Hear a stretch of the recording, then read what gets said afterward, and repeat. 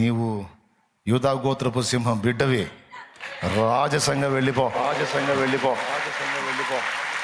నా తండ్రి నా లైఫ్లో జోక్యం చేసుకున్న దాకా ఎవరి డైలాగులైనా, నా తండ్రి నా జీవితంలో తన హస్తం చాపిన దాకా ఎవరి మాటలైనా, నా తండ్రి నా పక్షంగా కదిలిన దాకా ఎవరి మాటలైనా, ఎవరి హేళనైనా, నా తండ్రి నా లైఫ్లో జోక్యం చేసుకున్నాడు. మళ్ళీ మాట్లాడడానికి నీకు సౌండ్ కూడా ఉంటుంది. ఎందుకు తెలుసా? నేను రాజాదిరాజు బిడ్డని. ఆయన రక్తంతో నన్ను కొన్నాడు. ఆయన ప్రాణం ఇచ్చి నన్ను కన్నాడు. ఇది నిజం. కాబట్టి మీ మాటలు నేను లక్ష్య పెట్టను. వాడలా అన్నాడు, వీడిలా అన్నాడు, వాడట్లా వీడిట్లా అని మనం వస్త్రాలు దించుకోవటం కాదు. కొడితే కొట్టడానికి, తిడితే తిట్టడానికి, దెబ్బకు దెబ్బ వేయటానికి, దూషణకు ప్రతి దూషణ చేయటానికి, చేతగాక కాదు, చేవ లేక కాదు, సత్తా లేక కాదు. దాడికి ప్రతి దాడే దేవుడు చెప్పింది అయితే దానికి ఎప్పుడో సిద్ధమైపోయే పరిస్థితి ఉండేది. కానీ తొందరపడి దాడి చేసేవాడు కాదు గొప్ప, దాడిని సహించేవాడు. తొందరపడి నోరు జారి తిట్టేవాడిది కాదు గొప్పతనం. ఆ దూషణను కూడా పూర్ణమైన ఓర్పుతో సహించి భరించి తట్టుకొని నిలబడతాడు చూడు, వాడు ఘనుడు, వాడుది గొప్ప. నోరు జారటానికి ఏం కావాలి? ఆవేశం చాలు. కానీ జారిన మాటను తట్టుకోవటానికి ఓర్పు, సహనం అనే సత్క్రియలు కావాలి. కాబట్టి దూషణకు ప్రతి దూషణ చేయొద్దు, కీడుకు ప్రతి కీడు చేయొద్దని నా యేసయ్య చెప్పాడు. నువ్వు ఏనుగులాగా సమాజంలో ముందుకు గంభీరంగా వెళ్తుంటే కుక్కలు వాటి పని అవి చేస్తూ ఉంటాయి. వాటి జాతి లక్షణం, వాటి తప్పే ఉంది. ఇప్పుడు మరి బజార్లో అంత లావది పోతుంది, మరి బజార్ మొత్తానికి సరిపోయి అంత ఆకారం పోతుంది. కుక్క గుండె జారిపోదు, అమ్మో ఇదేందిరా నాయన ఇంతలా ఉందని. అప్పుడు ఒక కుక్క ఆగిద్దా? కుక్కలన్నిటిని పిలుచుకుంటుంది. అవునా?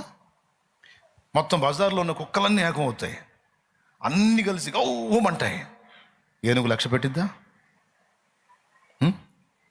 కుక్క గారు, నేను మిమ్మల్ని ఏమన్నా అన్నా? అసలు మిమ్మల్ని తాకి అన్నా? మిమ్మల్ని తలంచి అన్నా? మీ గురించి ఏమన్నా? ఎందుకండి నా మీద అట్లా ఎగబడుతున్నారు కుక్కలు?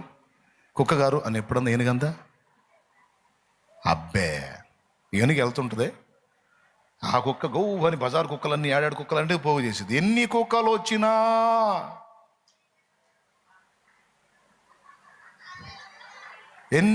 వచ్చినా, దాన్ని తొండం ఖరీదు చేయవు, దాని కాలి ఖరీదు చేయవు. ఏదైనా దాన్ని ముందుకు వచ్చి తొండానికి చిక్కిందా ఇక మళ్ళా మొరగటానికి దాని లైఫ్ ఏ ఉండదు. ఏడబడితో తెలియదు, బతికుంటుందో సచ్చితో కూడా తెలియదు. అది పరిస్థితి. దేవునికి స్తోత్రం కలుగునుగా. కాబట్టి ఏనుగులాగా నువ్వు గంభీరంగా సాగిపోతున్నప్పుడు కుక్కల్లాంటి వ్యక్తులు కొంతమంది మొరిగే అవకాశం ఉంది. అది 100%. నువ్వు బాగా బతుకుతుంటే ఓర్వలేక మొరుగుతాయి కొన్ని కుక్కలు. నువ్వు ఆశీర్వాదకరంగా ఉండి 10 మంది చేతుల్లో మంచిగా ప్రశంసింపబడుతుంటే వ్యసనంతో మొరిగే కుక్కలు ఉన్నాయి. కక్షబట్టి, పగబూని, కుట్ర చేసి దుర్మార్గాలు చేసేటువంటి కుక్కలు ఉన్నాయి. కానీ ఎన్ని కుక్కలు ఉన్నా, ఎన్ని రకాలుగా మొరిగినా, కుక్క మొరిగితే జనం దంచారు, కానీ ఏనుగు పోతుంటే బజార్లోకి వచ్చి చూస్తారు. అది ఏనుగు రాజసం. అరే ఏనుగు పోతుందంట అని జనం మొత్తం పరిగెత్తుకుంటూ వచ్చి, ఇళ్లలోంచి వచ్చి, డాబాల మీదకి ఎక్కి, వామ్మో ఎంత ఉంది ఏనుగు, అమ్మో అనుకుంటా చూస్తారు. కుక్క బాగుంది అనుకో, అమ్మో కుక్క మొరుగుతుంది, ఎవడు నొత్తాడా? రాయి ఉంటే రాయి తీసుకొని లాగి కొడతాడు, పెట్టామని కొడతాడు. అప్పటిదాకా బాగున్నది రాయి తగల కొయ్యి కొయ్యి కొయ్యి అనుకుంటూ పోయేది అన్నమాట. అదే దాని బతుకు. మరొకటం తన్నులు తింటే దాని బతుకు. అని ఏనుగు పోతుంటే అది బజారుకే కళ, గంభీర్యం. దాన్ని చూడటానికి వచ్చి క్యూ కడతారు. ఏదైనా ఛాన్స్ ఉంటే టచ్ చేయనిచ్చిద్దా అని చూస్తారు. కుక్క జోలికి కూడా పోతాడా? కరిస్తే పిచ్చెక్కిద్రా బాబు, ఎందుకు వచ్చిన గొడవ అనుకుంటాడు. కాబట్టి తమ్ముడు, ఈరోజు కాకపోతే రేపు, రేపు కాకపోతే ఎల్లుండి అయినా సరే నిన్ను దేవుడు ఏనుగులాగే నిలబెడతాడు. నిలబెడతాడు మా నిలబెడతాడురా. రాజసంగానే నిలబెడతాడు. నిన్ను తలగా నియమిస్తాడు కానీ తోకగా నియమించున్న దేవుడు. అప్పుడైనా లేకపోతే ఇప్పుడైనా నిన్ను మురిగే కుక్కలు ఎప్పుడు కొన్ని ఉంటాయి. అస్సలు పట్టించుకోద్దు ఆ కుక్కల్ని. పట్టించుకున్నావా నీ హోదా దిగజారిపోయిద్ది. అది ఏనుగంతటిది కుక్కకు తిరిగిందంటే కుక్క గొప్పదైపోయిద్ది. అది కుక్క ఎంత గొప్పదిరా, అంతలా ఏనుగు నిలేసింది అనేక జనమంతా ఏనుకెళ్ళి కాదు కుక్కకెళ్ళి చూస్తారు. అర్థమైందా? కుక్కను పట్టించుకోపోతేనే ఏనుగు రాజసం. కొన్ని కుక్కలకు అర్థమైంది ఈ విషయం. దేవునికి స్తోత్రం కలుగును గాక. హల్లెలూయా, హల్లెలూయా, హల్లెలూయా. దేవునికి మహిమ కలుగును గాక. అర్థమైందా? కొన్ని ఉన్నాయి జాతి తక్కువ కుక్కలు. ఆ కుక్కలకు అర్థమైంది ఇప్పుడు ఈ విషయం. కాబట్టి ఎన్ని కుక్కలు మురిగినా నీవు లక్ష్య పెట్టవద్దు. నీవు యూదా గోత్రపు సింహం బిడ్డవే. రాజసంగా వెళ్ళిపో, రాజసంగా వెళ్ళిపో, రాజసంగా వెళ్ళిపో.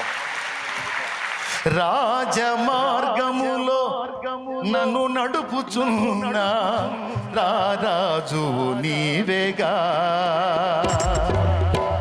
రాజమార్గములో నన్ను నడుపుచున్న రాజు నీవేగా. నీ కృప నిత్యముండును, నీ కృప నిత్య జీవము, నీ కృప వివరింప నా తరమా యేసయ్యా. నీ కృప నిత్యముండును, నీ కృప నిత్య జీవము, నీ కృప వివరించ నా తరమా యేసయ్యా. నీతిమంతుల గుడారాలలో వినబడుచున్నది రక్షణ సంగీత సునాదము. నీతిమంతుల గుడారాలలో వినబడుచున్నది రక్షణ సంగీత సునాదము. నీ కృప నిత్యముండును, నీ కృప నిత్య జీవం నీ కృప వివరింప నా తరమా యేసయ్యా. హల్లెలూయా, హల్లెలూయా. ఎంతమంది సంతోషంగా ఉన్నారు? అరే రే కుక్కల గురించి చెప్పేసరికి మీకు ఎంత హ్యాపీ అనిపించిందండి. దేవునికి మహిమ. ఈ కుక్కలు మీ వెంట కూడా పడతాయి. ఆయన లక్ష్య పెట్టద్దు. నువ్వు యేసయ్య అశ్వానివి, యోధా గోత్రపు సింహం పిల్లవి. అది ఓకేనా? ప్రశాంతంగా ముందుకు సాగిపో. మోసపోవద్దు, కలవరపడద్దు, కంగారు పడద్దు. అదంతా పిల్లవాడి తలంపు. ఎవరి తలంపు? పిల్లల తలంపు. యోచన ఏంటో, మాటలు ఏంటో మరోసారి ధ్యానిద్దాం. ఈరోజు చెప్పిన విషయం దృష్టిలో పెట్టుకోండి. అక్షయమైన దాని గురించి ఎక్కువ ఆలోచన చేయండి. గోళీలాటను ఆడిన ఒకనాడు ఈరోజు అదే గోళీలు చూసి నవ్వుకుంటున్నాం మనం. రేపు దేవుడిచ్చి అక్షయమైన దాన్ని పొందుకున్నప్పుడు క్షయమైన దానికోసం మనం ఎంత యాతన పడ్డామో అది చూసి నవ్వుకుంటాం, సిగ్గుపడతాం. ఆనాడు నీకున్న రూపాయికి 10 గోళీలు వచ్చినాయేమో, ఈరోజు నువ్వు సంపాదించిన ధనానికి లక్షల గోళీలు వస్తాయి. అవునా? అలాగే ఈరోజు నువ్వు వెంపర్లాడుతున్నటువంటి ఏదైనా, నువ్వు పొందిందైనా పోగొట్టుకుందైనా, ఆఖరికి వ్యక్తులతో సహా రేపు అక్కడ మహిమలో పోల్చినప్పుడు ఇక్కడిది ఎందుకు కొరగాదు. ఇది ఫస్ట్ గుర్తుపెట్టుకో. Praise the Lord. దానికంటే ముందేం చెప్పాను? ప్రేమ యొక్క ప్రాముఖ్యత చెప్పాను. అసలు ఆ ఒక్క మొక్కతో చెప్పి ఆపేసేయచ్చు, కానీ ఎందుకో ఇది కూడా చెప్పాలనిపించింది చెప్పా. ప్రేమ విలువ తెలుసుకొని ప్రేమ కలిగి నడుచుకో. ప్రేమను బట్టే ప్రజల్ని ప్రభావితం చేయగలవు. ప్రేమ లేకపోతే కష్టం. ఇంటా బయట మనుషుల్ని గెలవాలంటే ప్రేమకు మించిన ఆయుధం ఇంకొకటి లేదు. అది సాధన చేయి. ఫస్ట్ది. రెండవది, పిల్లవాని దగ్గర నేర్చుకోవాల్సిన సుగుణాలు కొన్ని ఉన్నాయి, నేర్చుకోకూడని బలహీనతలు కొన్ని ఉన్నాయి. వాటిలో ఒకటి మోసపోయే తత్వం, అల్పమైనవి శాశ్వతమైన భ్రమించే తత్వం. వాడికి తెలియదు. పెద్దవాళ్ళం మనకు తెలుసు. వాడు పోయి తనువులు తింటుంటాడు గోళీలు ఆట దగ్గర. అరే గోళీలు రా, ఎంత రా అవి అంటాం మనం. లేదు డాడీ ఇవే నాకు కావాలంటాడు వాడు. అలాగే పిల్లల మనసు ఏంటంటే అల్పమైన వాటిని స్థిరమని భ్రమిస్తారు, అల్పమైన వాటిని ప్రేమిస్తారు, అల్పమైన వాటి కోసం ఆరాటపడతారు. పిల్లల మైండ్ అది. యేసయ్య మహిమతో మనల్ని చూసినప్పుడు మనం వాటి కోసం వీటి కోసం ఏడుస్తుంటే ఆయన పక్కన కూర్చొని ఏమంటాడు తెలుసా? నా కుమారి, అవి అల్పమైనవిరా. నా కుమారుడు, అవి అల్పమైనవి, వాటి కోసం ఎందుకు దిగులు పడుతున్నావు, ఎందుకు కలవర పడుతున్నావు, ఎందుకు యాతన పడుతున్నావు? నీకు కావాల్సినవన్నీ నేను ఇస్తా కదా, ఈ భూమి మీద నీ మనుగడ సాగాటానికి కావాల్సినవన్నీ నేను ఏర్పాటు చేశా కదా. నీ మైండ్ అటు పెట్టు, నా వైపు పెట్టు, నేను ఇచ్చే వాటి వైపు పెట్టు, నా చిత్తం వైపు పెట్టు. వాటి గురించి ఎందుకు నువ్వు దిగులు పడుతున్నావు? గోళీలాట కోసం పిల్లవాడు గోళీల కోసం తపన పడితే మనం ఎంత బాధపడతామో, ఈరోజు గోళీల కంటే హీనమైన అల్పమైన లోక భోగాల కోసం మనం యాతన పడుతున్నప్పుడు దేవుడు అంతే బాధపడతాడు. సరి చేసుకుందాం. ఇవి అల్పమైనవి నాకు తెలుసు ప్రభువా, అయినా భూమి మీద నేను మనుగడ సాగించాలి గనక, నలుగురిలో ఒక్కడిగా నేను ఉన్నాను గనక ఏదో మానవ సంబంధంగా యాతన పడుతున్నాను, కానీ ఇవన్నీ నాకు పర్మనెంట్ కాదు, అక్షయమైంది నీ దగ్గర ఉందని నాకు తెలుసు. నువ్వే నాకు ఎప్పటికీ శాశ్వతం అని తెలుసు, నీ మహిమే నిజమని తెలుసు అని దేవుని వైపు మళ్ళుకో. సాతాను చేసే మోసాన్ని స్వాగతించవాక. దిగులు పడతావా, కృంగిపోతావా, కలవరంలో బతుకుతావా?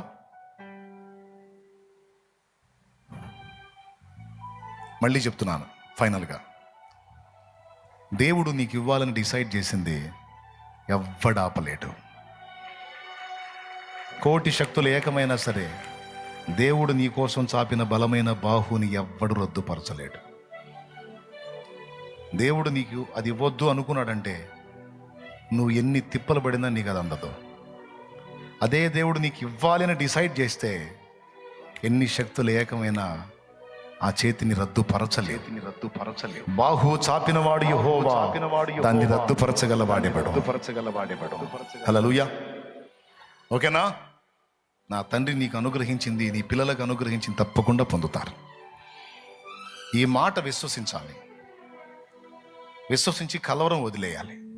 హన్నా గురించి బైబిల్లో ఒక మాట రాస్తుంది.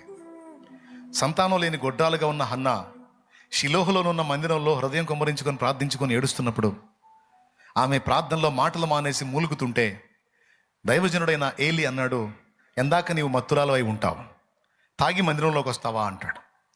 ఆమె అంటది, నేను తాగలేదు, నేను తాగబోద్దని కాదు, నేను యెహోవా సముఖంలో పిల్లలు లేని గొడ్డాలను గనక నా బాధని నా హృదయాన్ని కుమ్మరించుకుంటున్నాను నా దేవుని సన్నిధిలో అన్నప్పుడు ఆయన బాధపడి, అర్రే నేనే పొరపాటు పడ్డాను అని, అమ్మా నీవు ఆశించినట్టే నా దేవుడు నీకు జరిగించుగాక, తప్పనిసరిగా నీకు దేవుడు సమాధానం ఇస్తాడు పో అంటాడు. బైబిల్లో రాస్తుంది, నిజంగా దేవుడు అనుగ్రహించి నాకు సంతానాన్ని ఇస్తే నేను ఆ సంతానాన్ని వాణిని యెహోవాకు ప్రతిష్ఠిస్తానని తీర్మానం చేసుకొని వెళ్ళిన హన్నా నాట నుంచి దుఃఖముఖిగా ఉండుట మానేను అని రాస్తుంది.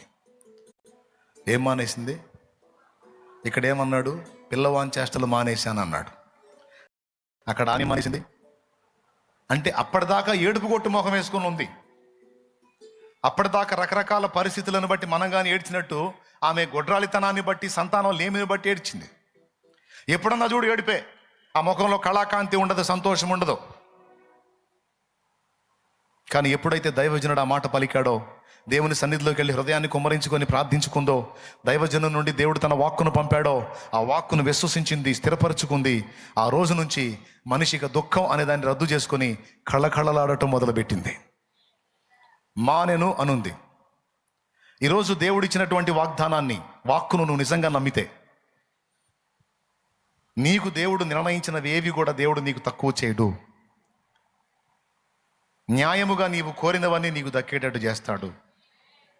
నువ్వు ఆరోగ్యమైన, స్వస్థత అయినా, సమృద్ధి అయినా, నువ్వు ఏది అడిగినా ఒక్కటి మాత్రం గుర్తుపెట్టుకో, దేవుడు నీకు అవన్నీ ఇస్తాడు. ఒక్కటి గుర్తుపెట్టుకో, నువ్వు గొడ్రాలు అయి ఉండి సంతానాన్ని అడిగావా? అయితే దేవునితో ఒక మాటను, నాకు సంతానాన్ని ఇవ్వు, వాడిని నీ కొరకు పెంచుతాను. నువ్వు దరిద్రతలో ఉన్నావా? నాకు సమృద్ధినివ్వు, దాన్ని నీ కొరకు నేను వాడుతాను. నాకు జాబ్ లేదు, జాబ్ ఇవ్వు, నేను నా కుటుంబాన్ని బ్రతికించుకుంటూ ఒక ప్రక్క నీ పని చేస్తాను, నీ పని కొరకు నా తోడ్పాటు నేను అందిస్తాను. ముఖ్యంగా నీ పని కొరకు నేను ఇవ్వలేకపోతున్నానన్న చింత నాకుంది. నాకు ఇవ్వు ప్రభువా. కనీసం కానుక వేసే స్థితి కూడా నాకు లేదు. దయచేసి సహాయం చేయి. నీ పనికి అందరూ తోడ్పాటు అందిస్తుంటే నేను చేయలేకపోతున్నాను, నేను ఇవ్వాలి విస్తారంగా దేవా అన్ను అడుగు. అట్లా నువ్వు ఏది అడిగినా, నువ్వు భూ పంట అడుగుతావో, వ్యాపార ఫలం అడుగుతావో, ఏది అడుగుతావో, నువ్వు ఏది అడిగినా, నువ్వు జ్ఞానం అడుగుతావో, తెలివి అడుగుతావో, చదువు అడుగుతావో, నువ్వు ఏది అడిగినా దాని వెనక ఉద్దేశం ఏమై ఉండాలి? నంబర్ 1లో ఏదో తెలుసా? దేవా నీ కొరకు. ఆఖరికి రోగం వచ్చిందా, స్వస్థత అడిగావా? ఆ స్వస్థత అడిగిన దాని వెనక కూడా ఈ ఉద్దేశమే నువ్వు కలిగి ఉంటావు. ఇంతవరకు నా చిత్తం నెరవేర్చుకోవడానికి నా ఆరోగ్యము, లైఫ్ అంతా తగలబెట్టాను. ఇప్పుడు నాకు అర్థమైంది ప్రభువా, ఒక్క ఛాన్స్ ఇవ్వు, నాకు హెల్త్ ఇవ్వు, నీకోసం బతుకుతాను. నా ఒక్క హెల్త్ని బాగు చేయి, నేను నీకోసం బతుకుతానని నువ్వు తీర్మానం చేసుకొని దేవుణ్ణి అడుగు. విశ్వాసంతో అడుగు. అడిగినవి పొందానని నమ్ము, తప్పకుండా స్వతంత్రించుకుంటావు. దేవుని అడిగావా, దేవుని సముఖంలో అడిగావా, పొందానని నమ్మావా, ఇక ఏడుపు కొట్టు మొహం తీసేయి, సంతోషంగా ఉండు.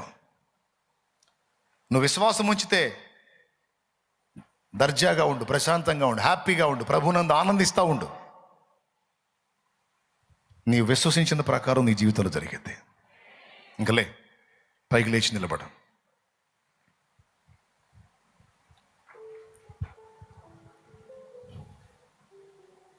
ఈ మోదైనా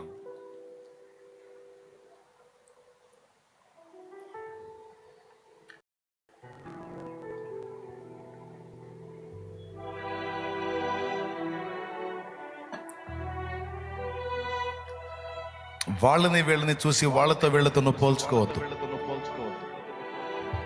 వాళ్ళని వీళ్ళని చూసి వాళ్ళతో వీళ్ళతో పోల్చుకొని నిన్ను నువ్వు నిరాశలోకి నెట్టుకోవద్దు, కృంగిపోవద్దు. వాళ్ళని వీళ్ళని చూసి వాళ్ళ మాటలు వీళ్ళ మాటలు విని నువ్వు కృంగుబాటులోకి వెళ్ళొద్దు. కుక్కలు మురుగుతాయి, వాటి పనదే. వాటిని లక్ష్య పెట్టొద్దు. దేవుడు నిన్ను ఏనుగులాగా చేశాడు, గంభీరంగా సింహంలాగా చేశాడు, రాజులాగా చేశాడు, రాణిలాగా చేశాడు. నేను రాజ్యాలు లేకపోయినా నువ్వు రాణివే, రాజ్యాలు లేకపోయినా నువ్వు రాజువే. ఎందుకంటే రారాజు కొడుకువి, కూతురువి నువ్వు. అబద్ధం కాదు, అది నిజం. మనకు దేవుడిచ్చిన టైటిల్ రాజులైన యాజక సమూహము అని.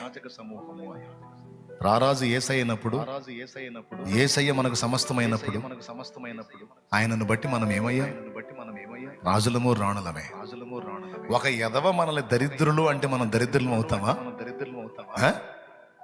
నీ బంధువులే వచ్చి దరిద్రపు దాన, నువ్వు దరిద్రపు దానివే, కనీసం ముక్కుపొడ కూడా దిక్కు లేదు, నీకు సొంత కొంప లేదు, ఎందుకు బతుకుతున్నావే, చావవే, నీ బతుకు నువ్వు జడ అంటారు. అప్పుడు నువ్వు పరిగెత్తుకుంటా ఒక మ్యూజిక్ వేసుకొని పరిగెత్తుకుంటా పోయి నేను చచ్చిపోతా నీ బొంద. అట్లాంటి పిచ్చి పనులు చేయొద్దు. నువ్వు దరిద్రపు దానివే, నీకు అది లేదు ఇది లేదు అని వాళ్ళు మాట్లాడితే నువ్వు సాడ్ మ్యూజిక్లు వేసుకొని లోపలికి పోయి సాబా బతుక అంటం కాదు, చిరునవ్వు నవ్వు. దరిద్రపు దానివి నువ్వు అని నువ్వు అన్నావు కదా, ఇచ్చిదానా, రారాజు కూతుర్నే తల్లి నేను. రారాజు యేసురాజు కూతుర్నే, రారాజు యేసురాజు కొడుకునే, పరలోక తండ్రి బిడ్డనే. మా నాన్న రారాజు అనండి.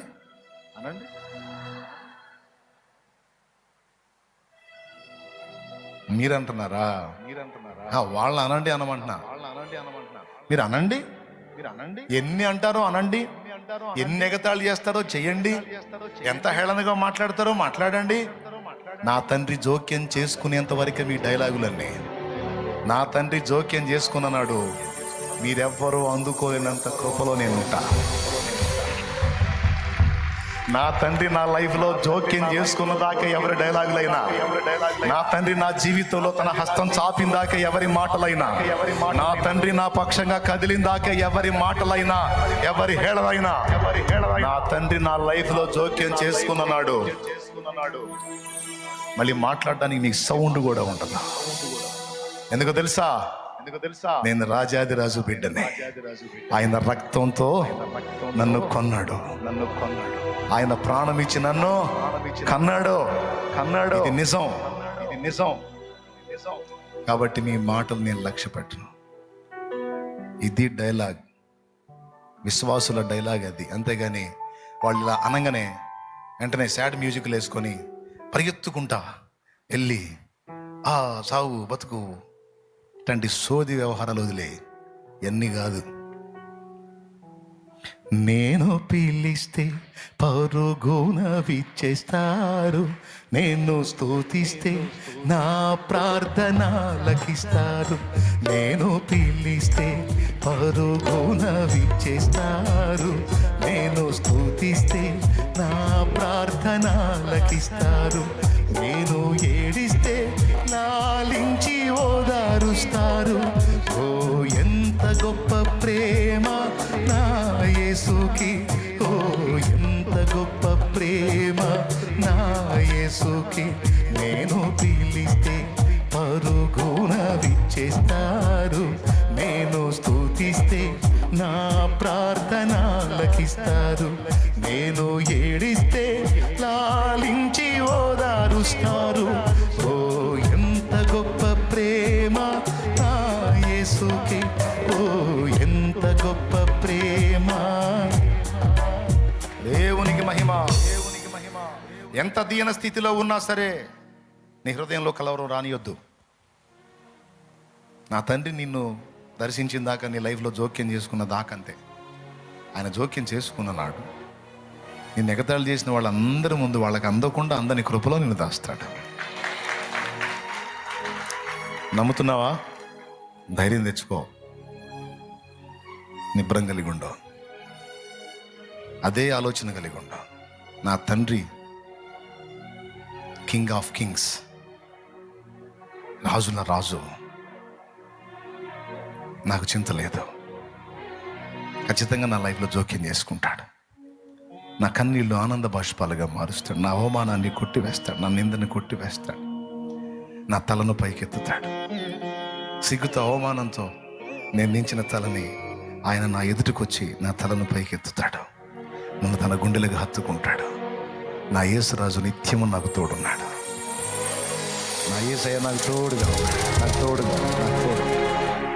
నరమాతృలు నాకేం చేయగలరు, నాకేం చేయగలరు, నరమాతృలు నాకేం చేయగలరు, నాకేం చేయగలరు. ధైర్యం తెచ్చుకొని ధైర్యంగా ఉండాలి. పిల్లల్లో రెండవది కలవరం. చిన్నదానికి భయపడే నైజం, అది కలిగి ఉండొద్దు, అది కలిగి ఉండొద్దు. పిల్లల్లో మొదటిది మోసపోయే తత్వం అయితే, రెండవది చిన్నదానికి కలవరపడే తత్వం, మూడవది అల్పమైనవి స్థిరమైనవి భ్రమించే తత్వం. పిల్లల్లో గోళీలు ఎంత, కానీ వాటి కోసం వాడు ఎంతగానో దిగిస్తాడు. అల్పమైనవి గొప్ప అనుకునే తత్వం, మోసపోయే తత్వం, చిన్నదానికి కలవరపడే తత్వం. ఈ మూడు మనం కలిగి ఉండం. వాటిని అధిగమించాలి. దేవుణ్ణి బట్టే